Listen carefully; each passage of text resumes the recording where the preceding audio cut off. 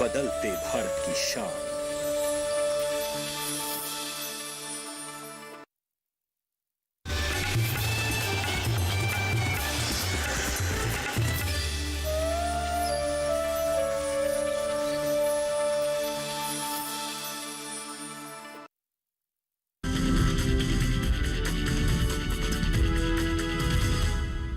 किसान भाइयों बहनों नमस्कार। आप देख रहे हैं दूरदर्शन किसान। स्वागत है आप सभी का कार्यक्रम खेत खलिहान के आज के अंक में। मैं हूं आपके साथ ज्योत्सना वाहल। खेत खलिहान एक ऐसा कार्यक्रम है जिसमें हम आपको खेती किसानी के संबंध में तमाम विशेष जानकारियां देते हैं। आपको बताते हैं कि इस वक्त आप कौन कौन सी फसलों की खेती कर सकते हैं और साथ ही किस तरीके से उनकी देखभाल कर सकते हैं बदलते मौसम के अनुसार। अपने आज के कार्यक्रम के इस अंक में हम आपको जानकारी देने वाले हैं जूट की खेती के बारे में और साथ ही आपको जैविक खेती की महत्ता के बारे में भी बताएंगे। तो इन तमाम जानकारियों के साथ आइए शुरू करते हैं हमारा आज का कार्यक्रम खेत खलिहान। हमारे देश में बहुत से किसान भाई बहन ऐसे हैं जो कि पारंपरिक खाद्यान्न फसलों की खेती करते हैं। बहुत से किसान भाई बहन बागवानी फसलों की खेती में अपनी रुचि रखते हैं, लेकिन कुछ किसान भाई बहन ऐसे भी हैं जो कि जूट की खेती करते हैं या फिर जूट की खेती करना चाहते हैं। आपको बता दें कि भारत में सबसे ज़्यादा जूट की खेती पश्चिम बंगाल में होती है। आइए अपने कार्यक्रम के इस भाग में आपको जानकारी दें किस तरह से आप कर सकते हैं जूट की खेती, कौन कौन सी ऐसी मुख्य बातें हैं जिनको ध्यान में रखना आपके लिए बेहद ज़रूरी है इसकी खेती के दौरान। आइए इसके बारे में विस्तार से जानकारी हासिल करें हमारे विशेषज्ञ से। आप सब लोग जानते हैं जूट हमारे देश में कपास के बाद ही इसको माना जाता है गुरुत्वपूर्ण एक तंतु फसल फाइबर क्रॉप्स है। इसका जो तंतु निकलता है इसका बहुत ही उपयोगिता होता है। इसका फैब्रिक्स में इस्तेमाल होता है, हमारे होशियारी में, यार्न में, कॉयर रोब में, और इसका ऑटोमोबाइल सेक्टर, रेनफोर्स में, जियो टेक्सटाइल। ये तंतु छोड़ के और एक चीज़ होता है इसमें जो पत्ता निकालता है। पत्ता का बहुत ही गुरुत्वपूर्ण महत्व रोल रहता है हमारे खाने के डिश में, क्यूलिनरी पर्पज़ में। इसका बहुत ही अच्छा विटामिन और मिनरल्स होता है, beta carotene, vitamin A, C, E, antioxidant, calcium, iron भरपूर रहता है। तो ये भी जापान में इसको सूखा पत्ता में चाय तरफ ऐसे इस्तेमाल करना जाता है। तो इसका और जो फ्यूल वुड होता है, इसका जो स्टॉक होता है, फाइबर निकालने के बाद जो रह जाते हैं उसको जलाने के हिसाब से फ्यूल पर्पज़ में भी इस्तेमाल होता है, फेंसिंग भी होता है। तो ये जूट क्रॉप हमारे देश में लगभग 10 लाख हेक्टेयर में इसको आबादी होता है। मैक्सिमम पूर्व भारत में जो राज्य होता है सभी राज्यों में होता है, वो छोड़ के आंध्र प्रदेश, महाराष्ट्र, तमिलनाडु में इसका आबादी होता है। सबसे ज़्यादा आबादी होता है पश्चिम बंगाल में, लगभग 60% हमारे देश का जो पैदावार होता है उसका आबादी वहाँ पे होता है। तो ये जो जूट है, जूट का हम लोग इजिप्शियन स्पिनेज भी कहते हैं, पाट कहते हैं, उड़िया में लोलिता कहते हैं, बहुत सारे नाम होता है हमारे देश में। तो जूट आप लोग जानते हैं जो दो तरीक़े का जो टाइप का जूट होता है, एक हो वाइट जूट, साइंटिफिकली उसको कहते हैं कॉर्कोरस कैप्सुलारिस, और एक होता है तोसा जूट। इसका क्वालिटी बेटर है कैप्सुलरिस से, इसको बोलता है कॉर्कोरस ऑलिटोरियस।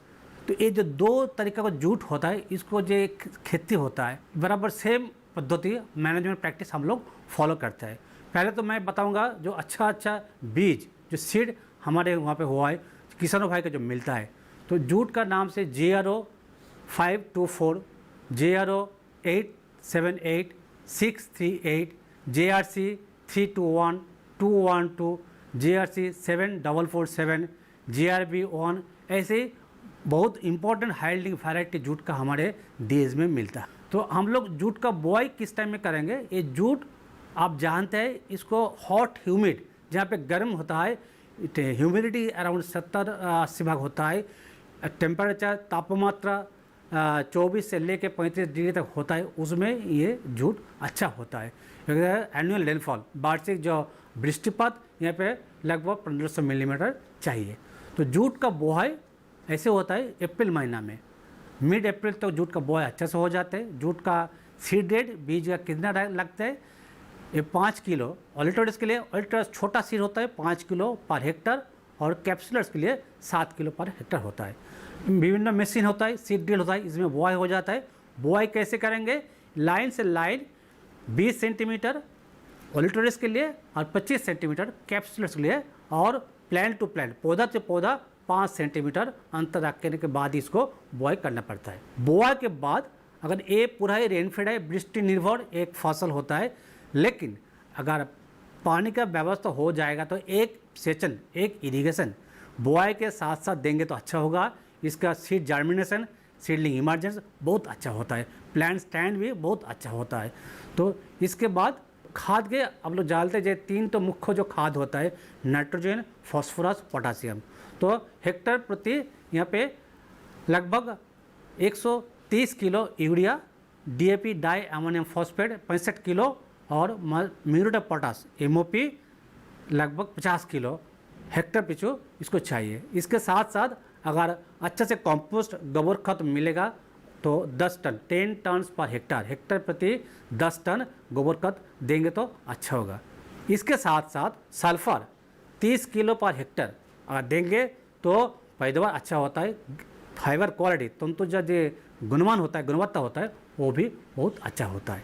जूट में सोइंग के 2 दिन के अंतर अगर भीगा हुआ मिट्टी में जो प्री इमर्जेंट्स अगाचा आने से पहले ही 2 बीटाक्लोर और प्रेटिलाक्लोर, बीटाक्लोर 2.5 लीटर पर हेक्टर और प्रेटिलाक्लोर 1.5 लीटर पर हेक्टर, इसी हिसाब से अब लोग दे देंगे तो उसके साथ बुआई के बाद जो मोस्टली जो ग्रेसिव्स घास वो नहीं आएगा, वो पूरा कंट्रोल हो जाएगा। इसके बाद 30 दिन के अंदर एक हैंड वीडिंग, मैनुअल वीडिंग, चाहे मशीन लेके चाहे हाथ में उसको जो घास आ जाएगा उसको उठा दीजिए। तो ये अच्छा से अच्छा आपका जो वेट कंट्रोल, आगाछा दमन बहुत अच्छा हो जाएगा।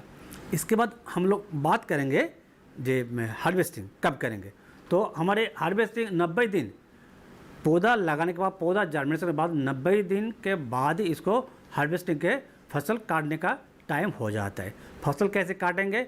मिट्टी से 6 इंच ऊपर से, क्योंकि नीचे वाले क्वालिटी जो तंतु जो क्वालिटी अच्छा नहीं होता है तो 6 इंच के ऊपर ही इसको काटना पड़ता है। काटने के बाद 5 से 7 दिन खेती में इसको पूरा खड़ा करके रखेंगे, क्योंकि इसका जो पत्ता होता है, पत्ता वहाँ पे पूरा ही निकल जाएगा, झड़ जाएगा। ये पत्ता से अच्छा से कंपोस्ट भी बनता है। तो उसके बाद छोटा छोटा बंडल बना के इसको जो अगला प्रोसेस जो होता है, इसको तालाब में, बड़ा तालाब में और जहाँ पे बहते हुए पानी में, इसको पानी के अंदर थोड़ा भारी कुछ दे के इसको पानी के अंदर इसको रखना पड़ेगा। क्यों रखेंगे? वो पानी के 15-20 दिन ऊपर रखना पड़ेगा। इसके बाद वहाँ पे जो तंतु होता है, फाइबर होता है, वो हल्का हो जाएगा, अलगा हो जाएगा, वो पूरा प्लांट से, पौधा से ऐसा ऐसा निकलने लगा। इसके बाद ही जो मैन्युअली यहाँ पे ये भी 2 प्रोसेस होता है। एक होता है पहले एक डिकॉर्टिकेशन अर्थात फाइबर एक्सट्रैक्शन। मेन प्लांट से एक मशीन होता है, मैनुअली मशीन होता है, उसके फाइबर निकालना होगा। निकालने के बाद उसको फिर प्रोसेसिंग होगा, उसको जो पानी में भिगवाएंगे, उसके बाद उसको सफाई करेंगे। निकालने के बाद जो रह जाएगा वो आपका स्टॉक हो जाएगा। उसको तो फ्यूल पर्पज़ में, फेंसिंग पर्पज़ में, बोर्ड पर्पज़ में यूज़ होगा। जो आपका फाइबर आपका हाथ में आ जाएगा, उसको अच्छा से पानी में धोने के बाद उसको रख देंगे। उसके बाद धूप में पूरा एक इधर बैम्बू और रोप देके उसको पूरा हैंगिंग करके उसको सुखाएंगे। तो इसके बाद आपका जूट फाइबर रेडी हो जाएगा आपको बेचने के लिए।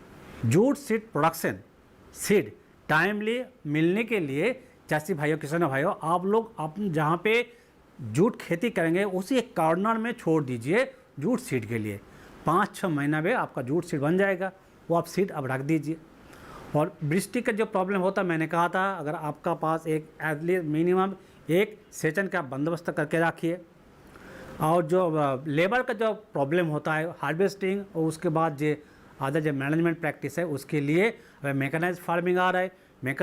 मैकेनिकल फार्मिंग है आपका डिकॉर्टिकेशन, अर्थात जूट फाइबर प्लांट से, पौधा से निकालने के लिए हमारा मैकेनाइज्ड विभिन्न इक्विपमेंट, विभिन्न मशीन भी डेवलपमेंट हो गया है।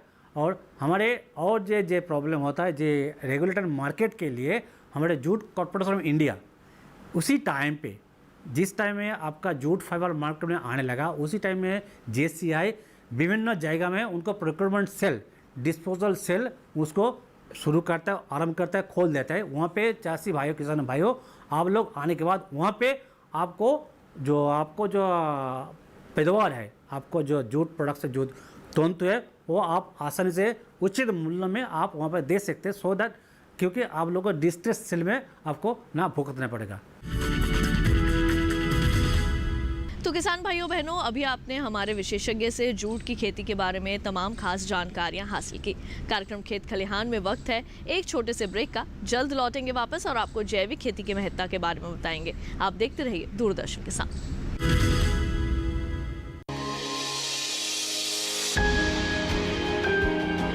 सहेजें कण कण को, सुंदर दे रूप रंग आकार, स्वस्थ जीवन रहे जमीन पर, इंद्रधनुष हो साकार। देखिए प्रकृति की ओर, गुरुवार सुबह 9:30 पर।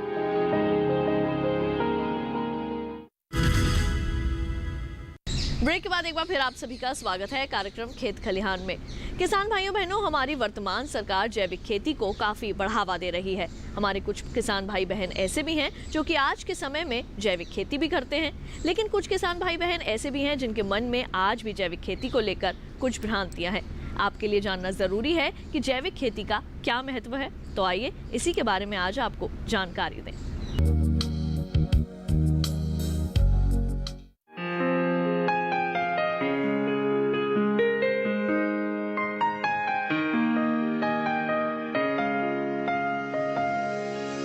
हम इंसानों को संतुष्टि कब मिलती है? जब हम स्वस्थ रहते हैं, अच्छी तरह से अपना काम कर पाते हैं, सोच विचार सही होते हैं, मन में तरह तरह की उम्मीदें होती हैं और मन आत्मविश्वास से भरा होता है। तब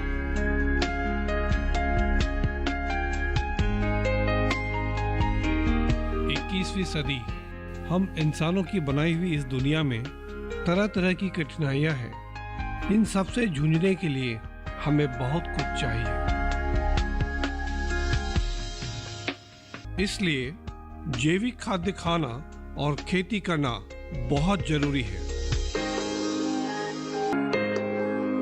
जैविक खेती करना विश्व में या भारतवर्ष में कोई नई बात नहीं है। यह सदियों से चलता आ रहा है। आधुनिक बायोडायनामिक एग्रीकल्चर पहली बार जैविक प्रणाली से खेती करने के बारे में ध्यान देना शुरू किया। जैविक प्रणाली से खेती करने का मतलब होता है कि जमीन की जो स्वाभाविक गुण है उसे नष्ट न होने देना और उस जमीन पर किसी भी रासायनिक पदार्थों का इस्तेमाल नहीं करना। खेत में जो भी खाद इस्तेमाल किया जाता है वह भी जैविक होता है, जिससे इंसान, जानवर और तो और जमीन की प्राकृतिक उर्वरता भी कायम रहती है।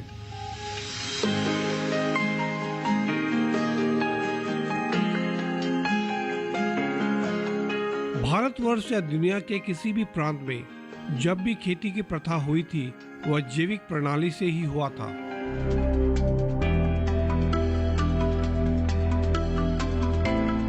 बढ़ती आबादी, खेती में मशीन का व्यवहार, उत्पादन को बढ़ाने की सोच ने उत्पादकों को रासायनिक खाद इस्तेमाल करने पर मजबूर कर दिया था। धीरे धीरे रासायनिक पदार्थों का खेत में इस्तेमाल करने का खतरे का एहसास होने लगा। इस एहसास से शुरू हुई नई खोज की यह खोज सिर्फ एक ही दिशा की ओर बढ़ने लगी, जैविक खेती। जैविक खेती एक ऐसी पद्धति है जिससे उत्पाद का गुण में बढ़ोतरी होती है और तो और जमीन के गुण भी बढ़ जाते हैं।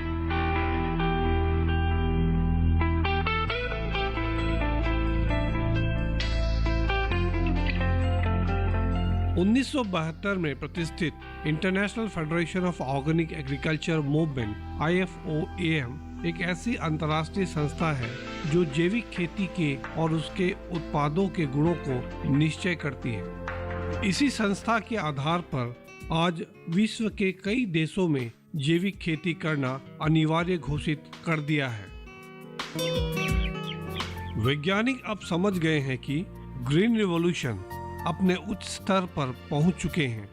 अब उत्पादन बढ़ाने की कोई आसार नहीं है। ग्रीन रिवॉल्यूशन के समय पर जिन राज्यों में सबसे ज्यादा खाद्य उत्पादन होते थे, वे राज्य पूरे देश को पूरी मात्रा में खाद्य देने में सामर्थ्य थे। अधिक मात्रा या लगातार रासायनिक पदार्थों का खेत में इस्तेमाल करने से जमीन खराब हो चुकी है।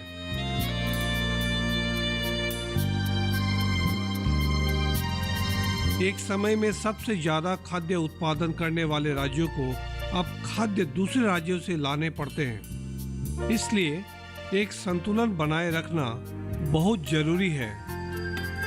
रासायनिक पदार्थों का इस्तेमाल करना हमारे देश की विदेशी मुद्रा पर भी खराब प्रभाव पड़ सकता है और देखा जाए तो पड़ना शुरू भी हो गया है।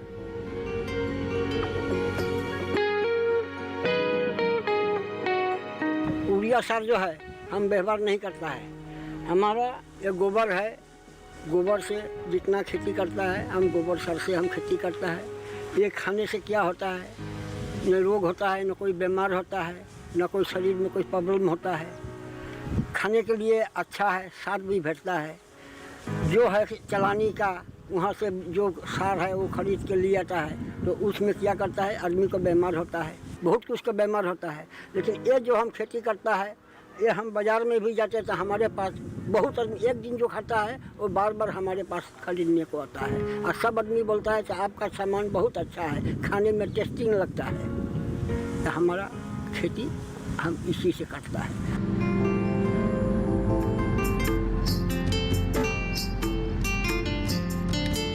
दुनिया भर में जितनी चाय की जरूरत होती है उसकी आधी खुद भारतवर्ष में उत्पादन होती है। असम की चाय विश्व प्रसिद्ध है, जो भारतवर्ष में उत्पादित चाय का आधा उत्पादन करते हैं। दुर्भाग्य की बात यह है कि रासायनिक पदार्थों का इस्तेमाल करने की वजह से कुछ देशों ने हमारे चाय का इस्तेमाल करना बंद कर दिया या तो कम कर दिया है।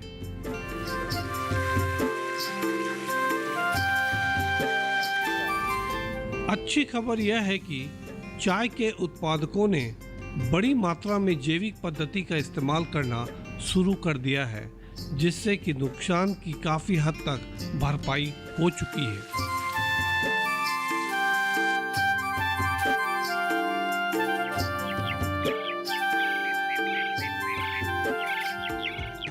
जमीन की प्राकृतिक उर्वरता लंबे समय तक बचाए रखने के लिए बहुत ही सावधान होकर मशीन या यंत्रों का इस्तेमाल करना चाहिए।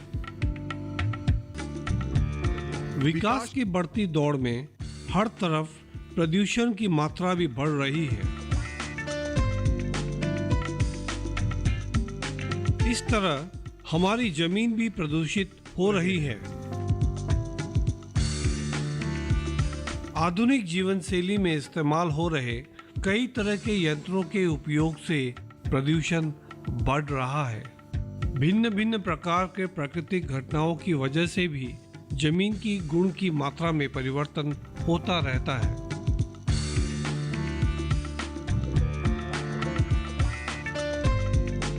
जमीन की स्वाभाविक गुणवत्ता कायम रखने के लिए जमीन पर एक सुरक्षा परख होना बहुत जरूरी है।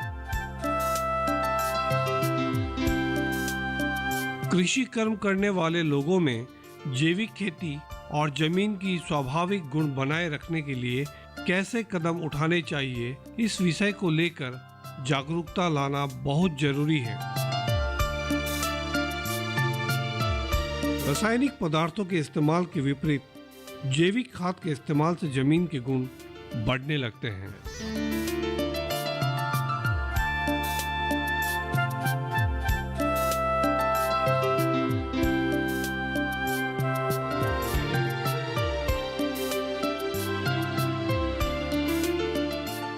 हमारे देश में जीव जंतु इतना होने के बाद भी गोबर और गाय भैंस की पेशाब सही तरीके से और सही मात्रा में इस्तेमाल करें तो जमीन की गुणवत्ता बचाने में काफी हद तक कामयाब होंगे।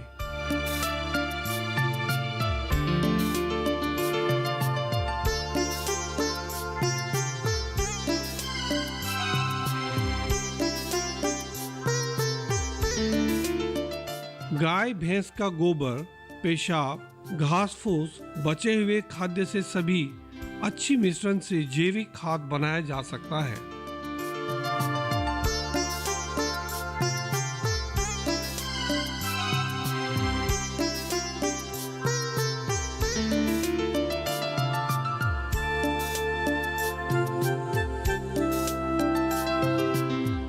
इन सभी चीजों को जैविक खेत में बहुत जल्द उपयोग में लाना होगा।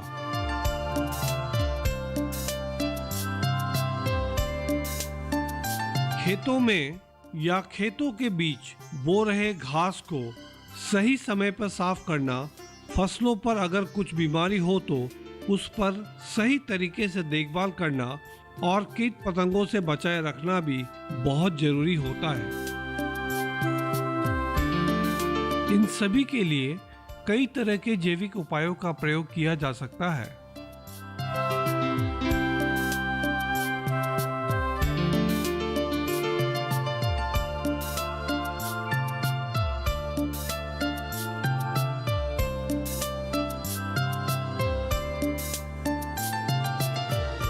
जैविक खेती के लिए बहुत ही जरूरी होता है गाय भैंस का गोबर और पेशाब। इसलिए गाय भैंसों का पालन भी सही तरीके से होना चाहिए।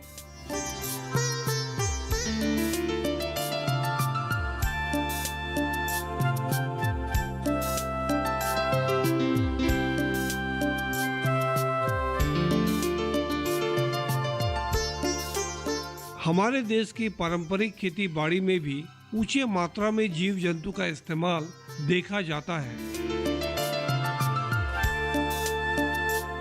परिताप की विषय यह है कि इन चीजों का सही इस्तेमाल बहुत कम देखा जाता है।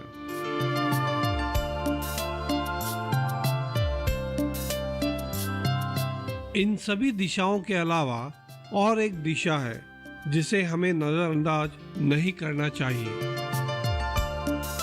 खेती से अपने परिवेश के ऊपर हो रहे प्रभाव और प्राकृतिक रूप से रह रहे जीव जंतुओं पर इसका प्रभाव, जीव जंतु और आसपास के परिवेश जैविक खेती का रिमोट कंट्रोल जैसा काम करता है।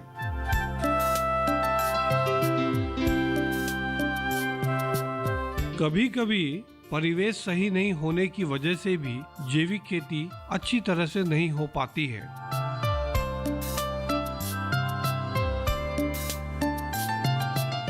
आज के दुनिया का इंसान अपने वातावरण को इंसानों के उपयोगी बनाए रखने के लिए कई तरह की कठिनाइयों का सामना करना पड़ता है। इन कठिनाइयों से इंसान को जीतने के लिए अपने चारों तरफ के प्राकृतिक परिवेश को सही रखना होगा। जैविक खेती का मतलब ही है कि पारंपरिक प्रणाली, संस्कृति, नई सोच, विज्ञान, इन सब का पूर्ण संतुलन। आज की इस दुनिया को बचाए रखने के लिए, इस धरती को हम इंसानों के उपयोगी बनाए रखने के लिए जैविक खेती अनिवार्य है।